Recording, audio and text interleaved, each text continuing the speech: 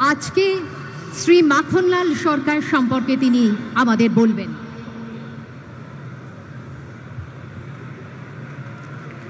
শিলিগুড়ি নিবাসী শ্রী মাখনলাল সরকার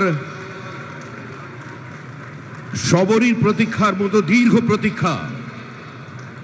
ভারত কেশরী ডক্টর শ্যামাপ্রসাদ মুখার্জি, যিনি ভারতের সংবিধান এবং ভারতবর্ষের অখণ্ডতার জন্য এই বাংলায় জন্মগ্রহণ করে নিজের প্রাণ দিয়েছিলেন, যাকে কাশ্মীরের জেলে রহস্যজনকভাবে কার্যত খুন করা হয়েছিল, এবং তার সেই যাত্রার যিনি সহযোগী ছিলেন, সেই মাখনলাল সরকার ৯৭ বছর বয়স হয়েছে তার, তিনিও আজকের দিনে আমাদের এখানে এসে উপস্থিত হয়েছেন। শ্রী মাখনলাল সরকার তারপরে দিল্লিতে একটি দেশাত্মবোধক গান গাওয়ার জন্য দিল্লি পুলিশ তাকে গ্রেপ্তার করে। কংগ্রেসের সরকার নিয়ে যাওয়া হয় বিচারালয়ে। বিচারপতি বলেন তার উকিলের পরামর্শে যে ক্ষমা চান, আপনার মুক্তি দেব।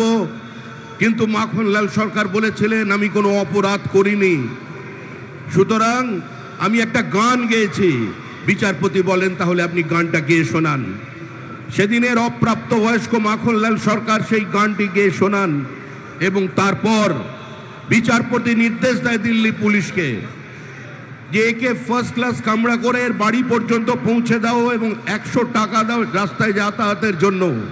আজকে সেই মাখনলাল সরকার আমাদের মধ্যে আছেন, প্রধানমন্ত্রী তাকে সম্বোধন করবেন। माखनलाल सरकार जो श्यामा प्रसाद मुखर्जी की अंतिम यात्रा का उसका साथी रहे हैं, आज हमारा मंच पे उपस्थित है।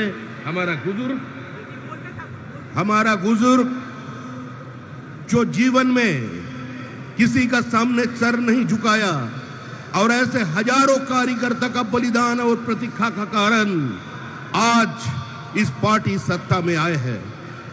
यह सिर्फ कोई सत्ता की परिवर्तन नहीं है, श्यामा प्रसाद मुखर्जी की धरती पर श्यामा प्रसाद का सरकार बनने जा रहे हैं।